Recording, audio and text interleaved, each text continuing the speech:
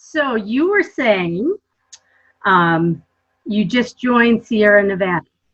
That's correct. Yep. So my first day is the beginning of August, but I've accepted a position with Sierra Nevada. They are based out of California, but they have built a location on the East Coast here in Mills River, North Carolina, which is right outside of Asheville. And I live in Asheville, and I've had kind of my eyes on their operation for quite a while. And I finally was able to find a good fit in terms of a position, and I think we're all excited to see where that goes. So It's going to be an adventure. Well, good deal. Tell us a little about how you got into this and everything.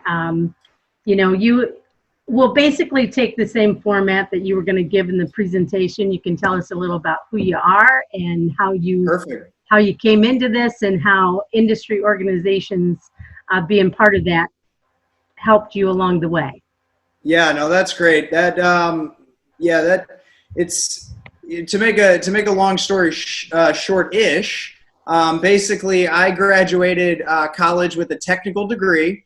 I was a chemist by education, and I started working in a chemistry lab doing chemistry things, and it was very much a little bit too solitary. I just spent a lot of time by myself.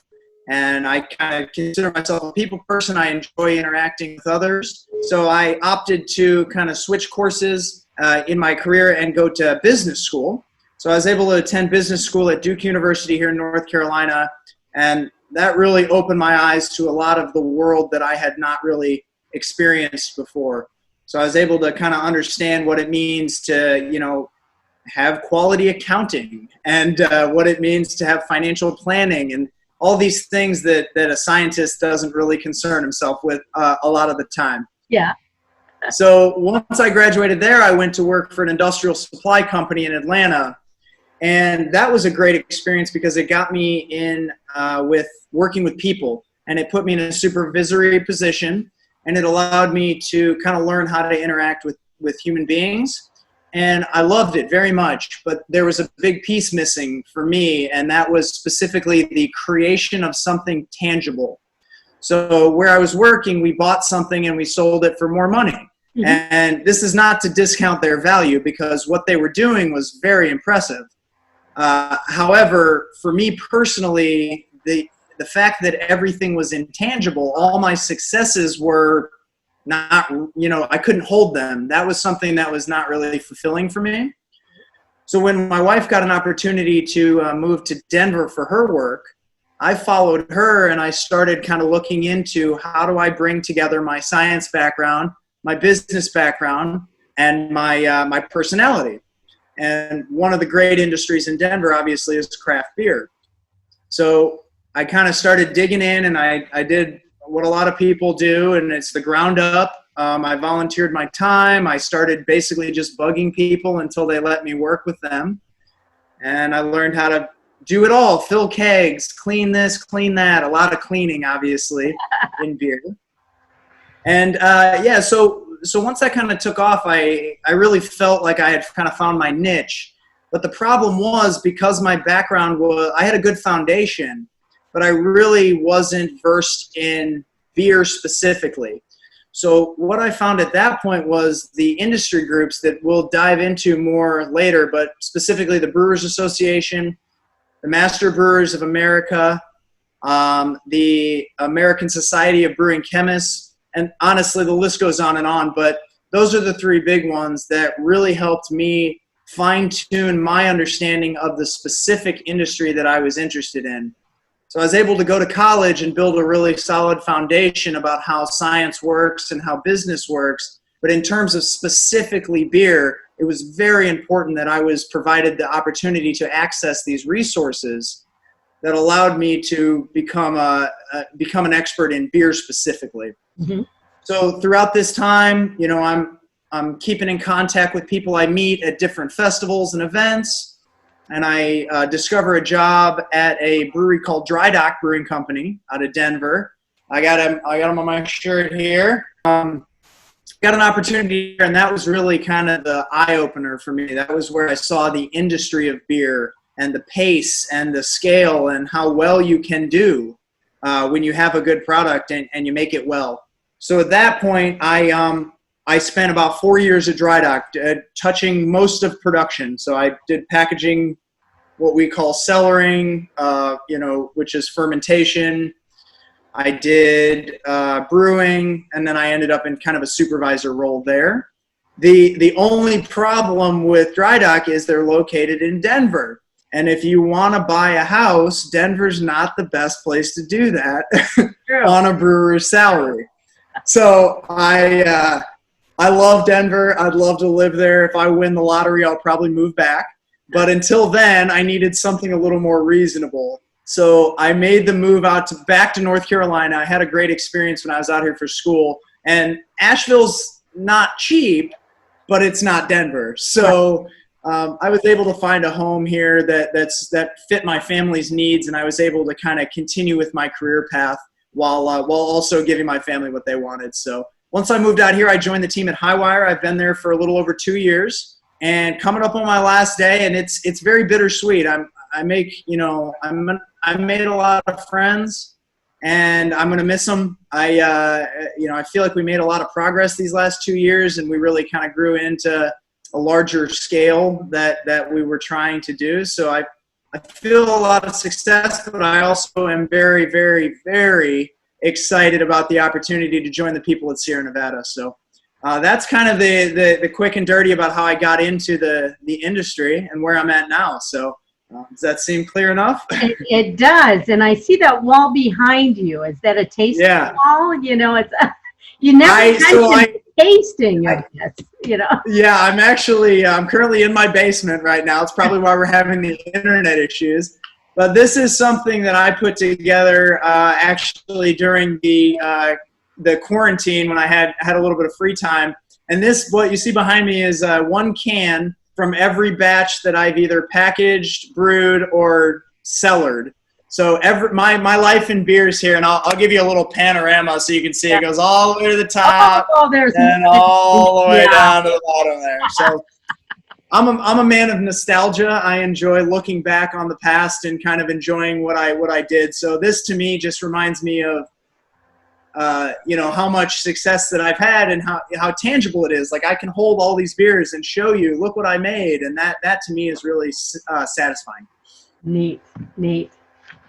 Now, you said you got involved in the industry groups, and that's what really kind of helped you kind of build it. It changed the game for me specifically. I'm a technically oriented guy. I enjoy learning. I enjoy diving in, and beer specifically. And I mean, I think this is going to translate really well to your industry, but beer is an ancient industry. We've been making beer for a minimum of 6,000 years, probably 10,000, depending on who you ask. And I'd argue you've been making fibers longer than that. So the thing with that type of industry is there is so much knowledge that we as a species have created and have compiled. And the biggest issue now, or maybe it's not an issue, maybe the biggest benefit of today is we have access to all of that. We are able to get on the internet and Google, hey, I'm having this problem with my beer. What do I do? And there's a lot of opportunities for individuals to speak to those things, message boards and whatnot, and home brewers get together and do this a lot. And they're like, hey, this is happening. What do you think I should do? And that's extremely valuable. And I actually do read a lot of that. But what I have found is the organization and the peer-reviewed aspects of the major industry groups is what has helped me to be really confident about what I'm learning. So it's not speculation. It's not somebody's just, hey, maybe you should try this. It's like we've done extensive research. These are our results. We've put it into this very compact format that anybody can access. I say anybody in the industry who joins the groups. So it's not, a lot of this stuff is beyond the free web. Right. And it is like, but everywhere I've worked, those companies pay for a membership that they then extend to their people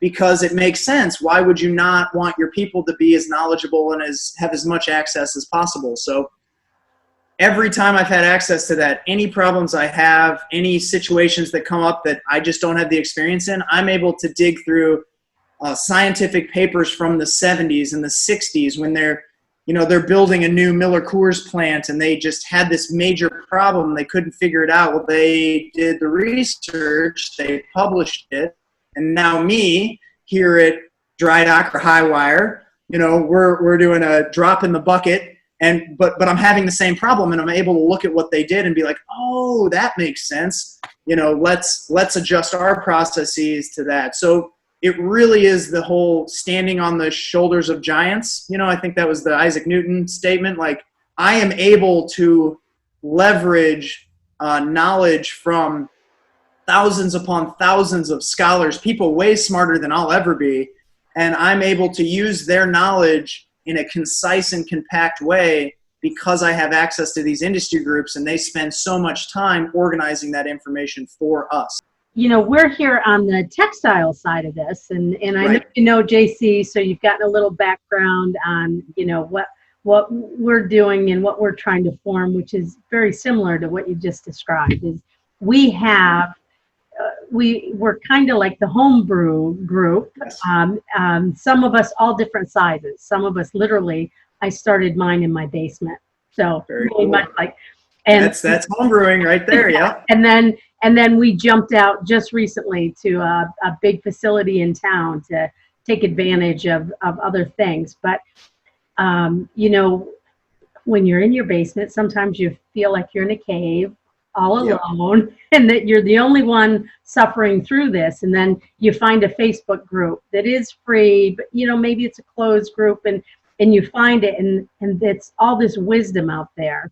And I think that's what we're trying to build on, is exactly what you said, is as we grow, how can we take all this expertise and catalog it and make it available so that, we can continue to teach and refine our craft, and the newbies don't have to make all the same mistakes. Exactly. And I think that's something that's really important to remember, and it's something that we in the brewing industry have really embraced. And it's that, a lot of people, you could potentially argue from a purely business standpoint that newcomers to the market are risky. They're a threat to your business's success. So Sierra Nevada, you could argue they don't want somebody to come make a new beer that's better than pale ale, right? Like, that's bad for business.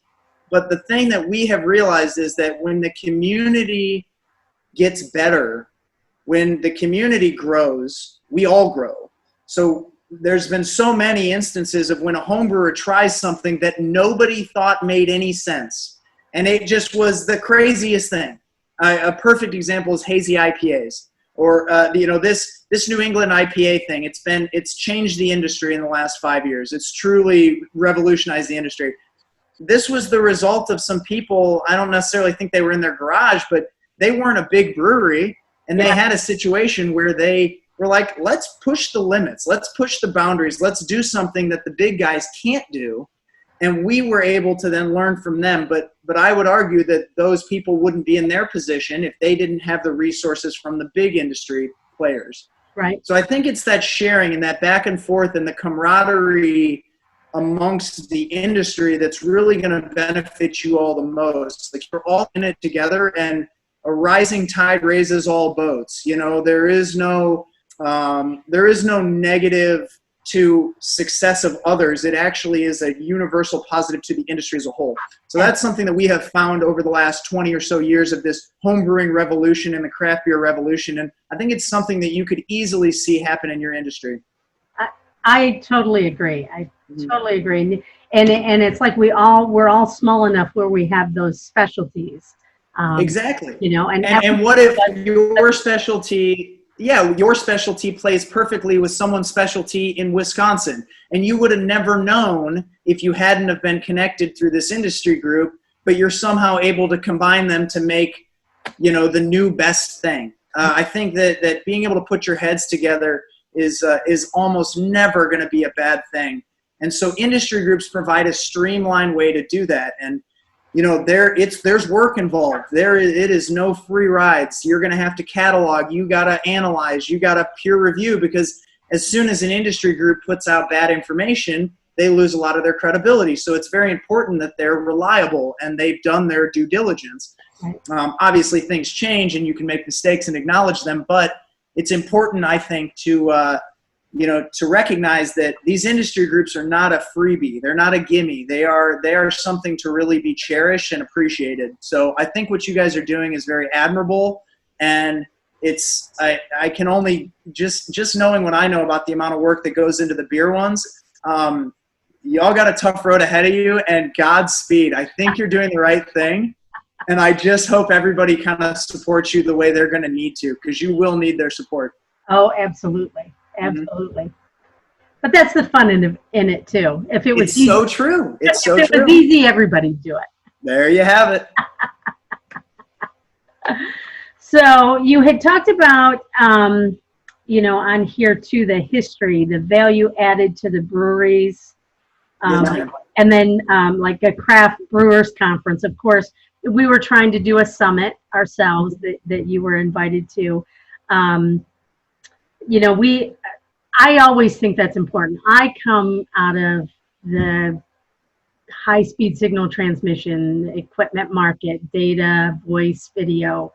Very cool. That was my background. I belonged to industry trade groups for that, because it was high tech.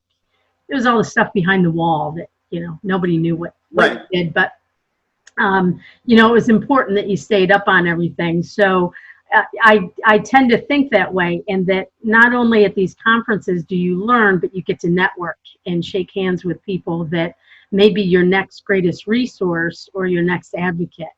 So maybe you could talk to how you feel about the conferences as a whole. They're an expense, and not every small mill will think that that's a good spend, and it is very tough. You have to think about your time away, your downtime, if you don't get that back, but also the learning aspect. So I believe, if you're doing a conference, or we called it a summit, you have to have a lot of value add.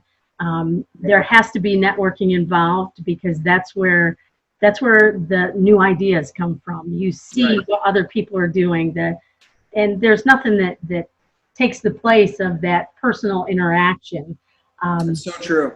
What makes you feel like you're not in a cave by yourself? Yes, exactly. Right. You get to get out of the cave. No, I think that's an extremely good point, because it is hard to potentially justify when costs are tight and you're really trying to just get through the week. How am I going to take a week off to go across the country to learn something I'm already doing? Yeah. And I think in order to speak to that, there's two different kind of groups in the beer world. The first one is where we drink beer and rate, like the Great American Beer Festival, where you literally go to celebrate beer, to try beer from all across the country. And then there's a group of trained judges who will pick and choose who they think is the best of the year. Now, there's a ton of value in that. Number one, when I go to those, I'm able to try a beer from Seattle, Washington, and I never would come across that beer. And they bring it to me, and we bring our beer to them, and everybody does this. Hey, try this. This is a new hop I learned about. So that back and forth thing, it will blow your mind, the amount of variety that you're able to discover. And I would see that playing in fiber. You're confident in what you're doing and what your friends are doing, but then you see something someone across the country is doing, and it could just change your whole way of thinking just that quick. Yeah. Then additionally, when you win an award, not only is it a very prestigious thing, but it's also a great marketing opportunity, because then you're able to say to people who maybe aren't beer experts, hey, we got 1,000 beer experts together, and they think our beer is the best in the country, so maybe you should buy it. Yeah. And that is a huge value add for people. So that's one thing that really sells people to go to those type of events. Then we have the other side of the coin, which is the Craft Brewers Conference. And that is more an educational experience and a trade show. So that is a situation where chemical companies will put on a talk about the chemicals that are most effective in a brewery environment. And so that is like, we'll have a major chemical company come in and say, hey guys, I know you've been using this type of caustic for years and years. We think we have something better. Here it is. Here's why it works. Here's the safety precautions you need. And they basically give you the rundown. Now, those are the type of those are the type of classes that I attend because I care about that stuff because I'm in production. But they have all kinds of classes. They have how to brand your how to run an effective payroll, how to expand into multiple states, how to deal with distributors, all these things that me as the production guy, I don't think about, all those are available. So I've been able to go to those with the owner of my company and our marketing manager and our taproom manager and myself. And all four of us are able to find different lessons and different classes that enhance our knowledge. And we're able to bring back to the brewery and be like, guys, we're doing it totally wrong. We got to do a 180. These guys over here say this is the way to go. And, obviously it doesn't always happen that way, but it has been invaluable. I can't overstate the amount that I've learned from sitting there. And it's like you said, there's something about that person-to-person interaction. And there's been so many times when, I've listened to a talk and I'll have one thing that they just didn't quite cover. And I'll stand up and I'll get to the microphone and be like, yeah, my name's Max Mason. I'm from blah, blah, blah. Can you clarify this point? And I'll have somebody be like, yeah. And hey, that guy is on the page with me. Yeah. And then maybe when it's done, I'll run into him and be like, hey man, you had that same question. What's going on in your brewery? Oh, that's exactly what's happening in my brewery. Do you think that makes sense? And we'll work together. And not only does it help me solve the problem, but it makes me feel less isolated. It takes me out of the basement. I'm not the only one having this. And I think that it's just satisfying to a point that it's hard to quantify monetarily what that's worth. It really puts you in the bigger picture, I think. Yeah. Yeah, I feel the same way about, I was very involved in my previous industry, and I see the benefit, and it's kind of sharing that with others, what they might be missing. And then there's a way that, we could take it virtual at times like these. You got to figure out how to keep that momentum going and do that. We're going through that as well. The whole beer festival thing is going to be interesting. They've come up with some cool solutions, but I want to applaud you all for pushing forward and continuing to strive to make this happen. I think that's really admirable. It would have been very easy, especially since this is kind of the first official year. Yeah. It would have been relatively easy to just say, we'll do it next year. Yeah. So, respect from me to you for making this happen and putting something together under these crazy circumstances. So. Well, I appreciate that. That goes a long way to help us think that what we're doing makes sense to outside. You got to start somewhere, and I think you're making a smart move to just push forward, because you'll look back in 10 years and be like, man, I'm glad we got 10 years under our belt and not 9. So yeah. Other industry groups of specific interest. That was a title on here. Is there anything that you would add? Yeah, so I was kind of wondering what you all, maybe you can speak to things that you might think would be valuable in the fiber mill, because like beer and fiber is a little bit different, but for me, it's very important to have an outlet for technical resources. It's important to have an outlet for job opportunities. I think that's a big one for us. Having an aggregator of all the breweries in the country. But that was more a question to you. Is there anything that you see the industry needing that I could maybe create a corollary between something that exists in our industry? We're made up of we're a motley bunch. We're from single, one person, very focused, very specific mill, maybe just doing their own stuff. Right. Value add on the farm. we have a lot of folks in the alpaca business that are also breeders. So they belong to breed associations. And I think it's important for us to talk to them as well, because they're raising fleece and they're breeding, for the finest fleece, the best of the best. And I feel we need to find a way to communicate with them as well.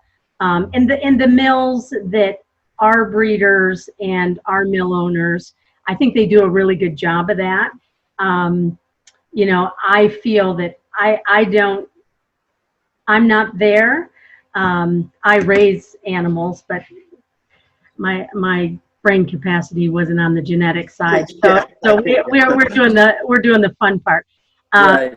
But I think it's important for us to find a way to stay in tune with them, because that's our raw material coming into our mill. So it might liken to be like your hops coming in or something. Yeah, that's a fantastic kind of segue there. The first thing I thought about when you started talking about this is we have a malt house in North Carolina that just started up recently. It's a craft malt, so we start beer with malted barley. So there's a farmer who collects the barley, delivers it to the malt house. They make it ready to make beer, and then we kind of bring it all together at that point. So we're kind of the end of that food chain. Mm-hmm. I was at one of the Master Brewers Association that I mentioned previously. I was at one of their meetings in Denver, and I was at a class about, what was it about? It was about cooling and heating in a brewery. And so kind of a technical thing. But at that class, I was sitting next to a guy who I ended up kind of starting up a conversation with. And it turns out he is the son of the owner of this malt house in North Carolina. I said, I'm moving to North Carolina. And he's like, oh my God, what brewery? Highwire. Oh, I know Highwire. We'd love to work with you guys once we're up and running. And he was there to learn, because in malting, they do a lot of heating. So he was there to learn about how to efficiently heat their product. So it was the topic itself wasn't specific to beer or malt or hops. All those things kind of overlap. And when the MBAA does its advertising, they advertise to the entire industry and all of its subcomponents. So it takes more work on their part, but there's a lot of different people that are able to kind of cross over on what's valuable to them. So I end up meeting this guy. We talk about, our positions in the industry. And I'm like, all right, man, nice to meet you. We'll see you later. Maybe 2 years later, I'm at a beer festival in North Carolina, and who walks up to me? Lo and behold, the owner of the malt house that's down the road, and we spark it off right away. We start talking, have a couple beers, having a great time, and we still, as a company, have a relationship with that malt house. Now, I won't take 100% credit for that relationship, but I will say that when I have a problem or I have a question or I have an issue, I know a guy, and that guy will get me an answer. So just by putting yourself out there, just by going to these things and getting out of your comfort zone and out of your small group, I think that's a really good way to kind of bring it together. So if you guys have something about, the best quality alpaca fur, I'm sorry, I'm saying fur. I don't know if that's right. The terminology. Yeah. I apologize. We share them to save them. How's that? So.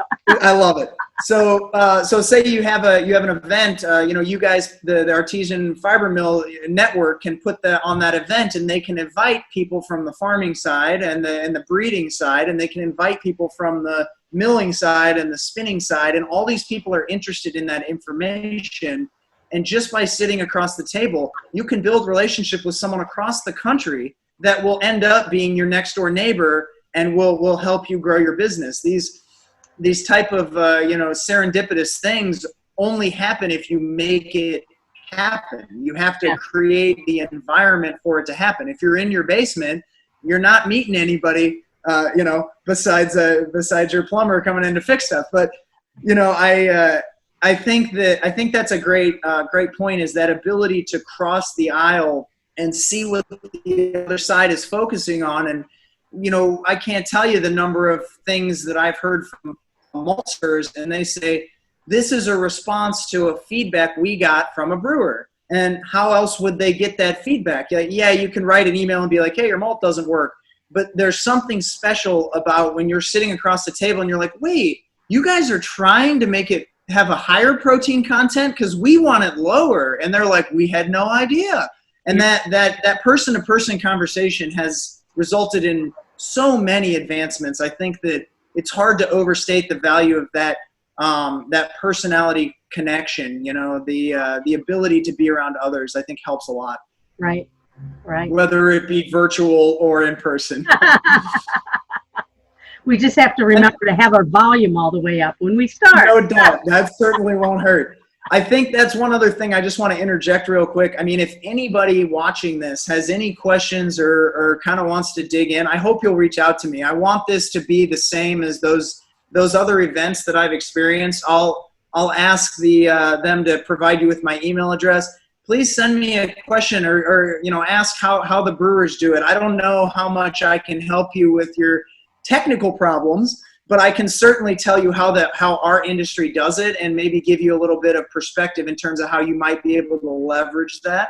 So please reach out. Anything you would give us in closing, either related to the agency or associations or even beer, we'll take some. Absolutely. Well, first off, everybody, I hope, I would say, if specifically to the people who might say, I don't like beer, if craft beer has done anything, it has destroyed the definition of beer. Yes. So if you think you don't like beer because you had some bad beer 20 years ago, do us all a favor and go to your local brewery and just try it. Have an open mind. They're doing a lot of really weird stuff, and you might like some of it.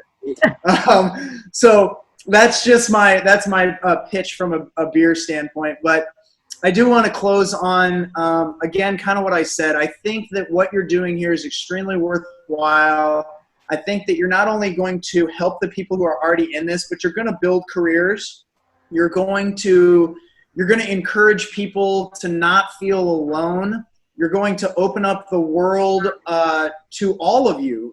This will not be something that benefits any one individual. It will benefit all of you.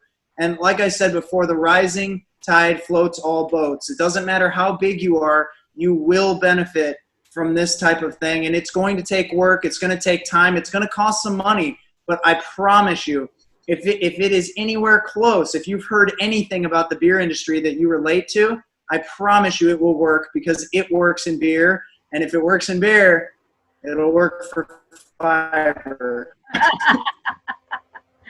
Well, I love it. And I'll put a plug in, drink local, drink small, drink.